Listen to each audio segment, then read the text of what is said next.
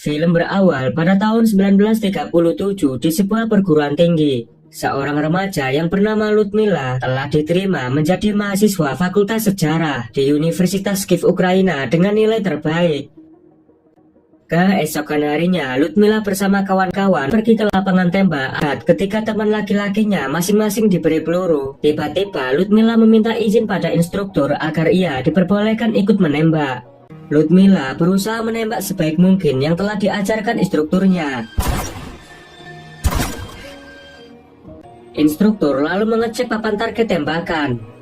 Tanpa diduga, Ludmila mendapat poin tertinggi meski sempat diremehkan ketika teman laki-lakinya. Saat sedang kuliah, tiba-tiba Ludmila dipanggil rektor. Ia disuruh mengemasi semua peralatannya ke dalam tas. Ternyata ada seorang perwira yang sedang membaca biodata Ludmila. Ia mengatakan kalau Ludmila sangat berbakat dalam menembak. Perwira itu mendapatkan laporan dari instruktur yang pernah mengajari Ludmila. Karena hal itu, Ludmila diberi kesempatan untuk mengikuti pelatihan sniper selama 6 bulan. Dan setelah itu, Ludmila bisa kembali kuliah lagi. Dalam pelatihan, Ludmila menempuh pendidikan sniper yang sangat keras. Sang pelatih memperlakukan para peserta pria dan wanita sama saja. Mereka diajari menjadi sniper yang handal.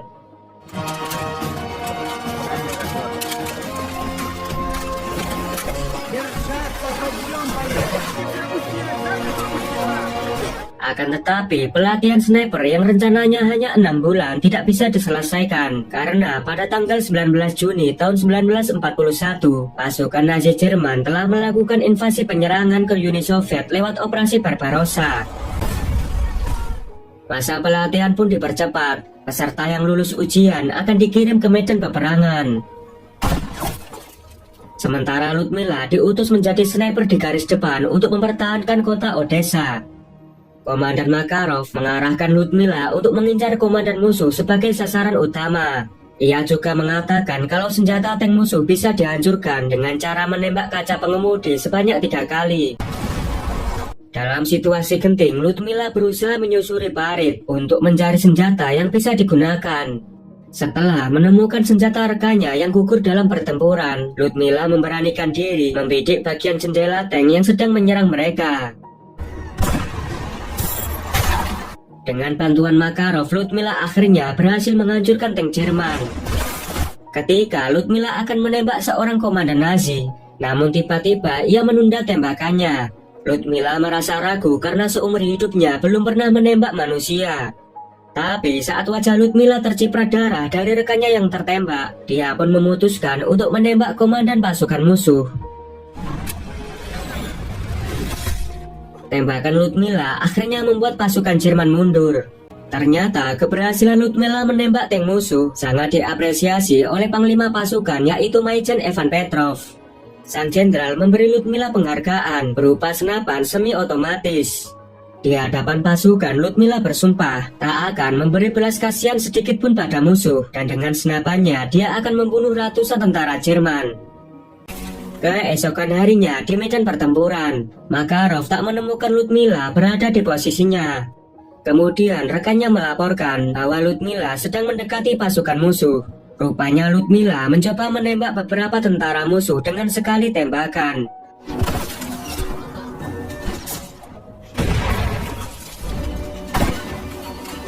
Ludmila disuruh kembali pada posisinya karena tindakan itu sangat berbahaya. Pada malam hari, seorang prajurit utusan datang menemui Makarov. Prajurit itu membawa perintah untuk bertugas di lokasi yang baru. Ludmila yang berusaha mendekati Makarov, namun ia ditolak mentah-mentah oleh sang kapten. Makarov telah berkomitmen pada dirinya. Ia tak akan jatuh cinta kepada wanita dalam situasi peperangan. Keesokan harinya, Ludmila masih kesal dengan Makarov karena telah menolak cintanya. Makarov akhirnya menjelaskan alasannya mengapa ia tak bisa menerima cinta Ludmila. Makarov tak ingin menerima kenyataan pahit jika kekasih yang dicintainya meninggal dunia karena perang. Mendengar hal itu, Ludmila mengatakan kepada Makarov, dia harus yakin bahwa tak ada yang bisa membunuh mereka berdua. Namun tiba-tiba sebuah ledakan besar membuat Makarov terhempas. Dan beruntungnya dia baik-baik saja, sedangkan Ludmila mengalami luka yang cukup serius. Kemudian ia dibawa ke tenda untuk mendapat pertolongan. Ludmila dirawat Dr. Boris yang hampir menjadi tunangannya. Sang kapten berusaha menenangkan Ludmila dengan berbaring di sampingnya. Melihat itu membuat Boris sangat cemburu, karena ternyata Boris masih mencintai Ludmila. Adegan berpindah ke peristiwa evakuasi kota Sevastopol di sebuah pelabuhan yang terletak di semenanjung Crimea. Wilayah itu sedang diserang oleh tentara Jerman. Pasukan Merah berangkat dengan armada perangnya. Namun di tengah perjalanan, kapal-kapal mereka dibombardir oleh pasukan musuh dari udara.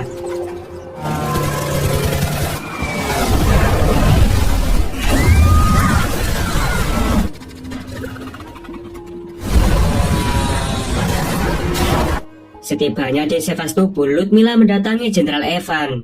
Ia meminta jenderal menandatangani laporan kesehatannya agar dirinya diperbolehkan untuk ikut berperang. Jenderal Evan mengatakan bahwa hanya dokter yang berwenang memberi izin.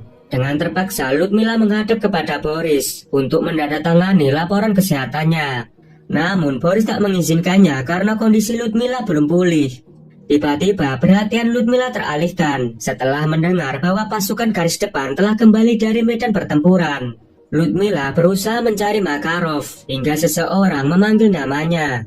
Ternyata dia adalah orang yang diwasiatkan oleh Makarov agar memberikan senapan miliknya pada Ludmila. Mengetahui Kapten Makarov telah gugur membuat Ludmila sangat bersedih, hingga tangannya pun gemetar saat menyentuh senapan Makarov. Ludmila pun kembali menghadap Boris dengan wajah emosi. Setelah mendengar kematian Makarov, lalu Boris menandatangani laporan kesehatan Ludmila. Dalam misi ini, Ludmila dikenalkan dengan Kapten Leonid. Kapten Leonid ditunjuk menggantikan Makarov untuk memimpin pasukan.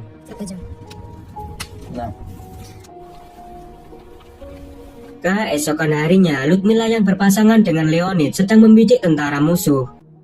Malam harinya, mereka berdua mendapat misi berbahaya menghadapi sniper musuh. Ludmila selalu diandalkan dalam setiap misi. Ia mampu menguasai medan perbukitan maupun di kawasan bersalju. Dengan tembakan jitunya, Ludmila membunuh pasukan musuh tanpa ampun. Sehingga pasukan Nazi akhirnya berhasil dipukul mundur dari kota Sevastopol.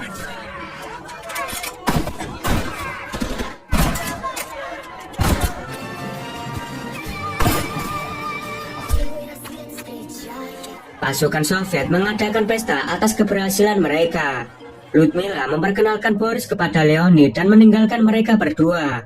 Lalu Boris menceritakan kepada Leonid tentang hubungannya dengan Ludmila sebelum ikut berperang. Dan sampai saat ini ia masih mencintai Ludmila. Dalam pesta itu, Ludmila sedang berselisih dengan seorang prajurit pria. Leonid pun segera datang dan menghajar pria itu.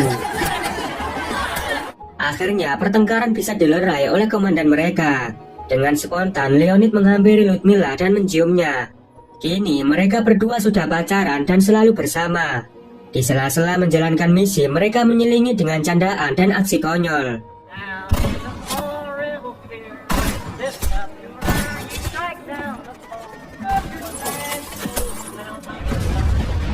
Pada suatu hari, mereka berdua sedang berjalan di sebuah kawasan.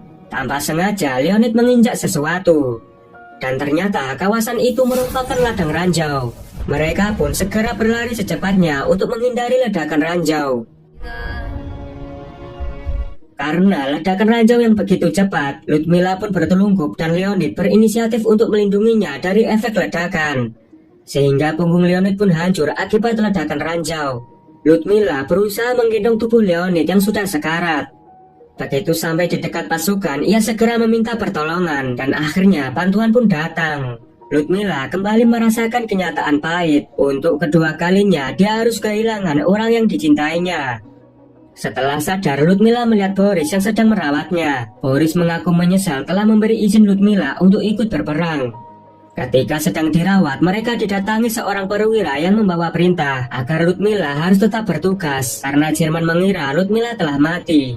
Mau tidak mau, Ludmila harus terjun lagi ke medan tempur dengan keadaan belum sembuh. Ia kembali mengenakan pakaian dinas militernya dan akan menghadapi seorang sniper terbaik Jerman, Otto von Singer. Dari laporan intelijen, sniper musuh sedang melakukan pengintaian di daerah alun-alun. Mendengar itu, Ludmila segera pergi ke sana. Я не годна в его службе, все. Selama 24 jam lebih Ludmila berkamuflase di antara bebatuan.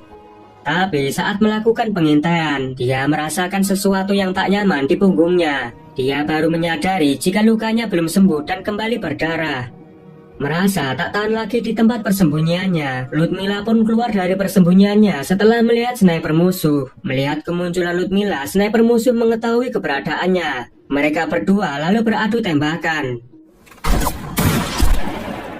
Dan ternyata tembakan musuh hanya mengenai dada Ludmila, sedangkan sniper musuh telah meregang nyawa. Di markas, Boris menghadap Majen Evan. Ia memohon segera mengevakuasi Ludmila, dikarenakan Ludmila sudah 4 kali terluka dalam bertugas. Awalnya, Evan menolak permohonan itu karena Ludmila sangat penting bagi pasukannya. Ludmila adalah salah satu kekuatan utama yang telah menghabisi ratusan prajurit Jerman.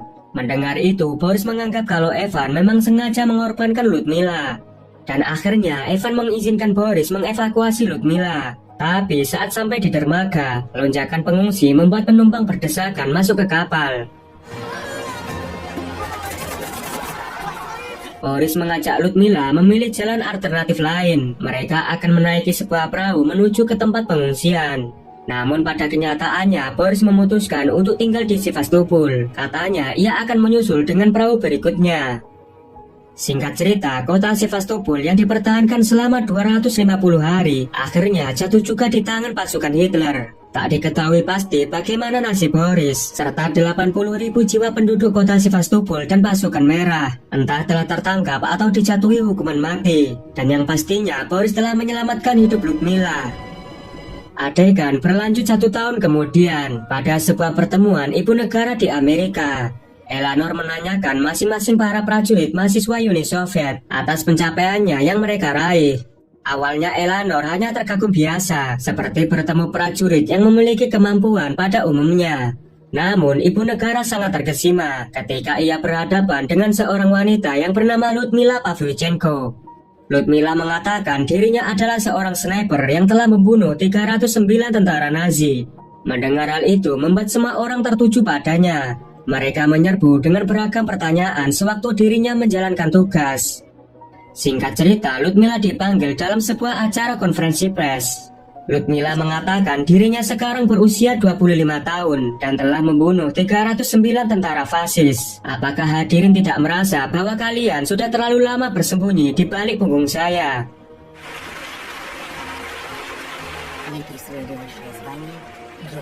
Akhirnya Ludmila ditugaskan untuk menjadi instruktur di pendidikan sniper. Setelah perang, ia melanjutkan kuliahnya dan dianugerahi gelar sebagai pahlawan. Scene kemudian beralih 17 tahun kemudian. Pada tahun 1957, Eleanor akhirnya bertemu dengan Ludmila bersama putranya. Ludmila mengenakan lencana bintang kehormatan yang diberikan oleh Soviet, dan semua itu berkat jasanya.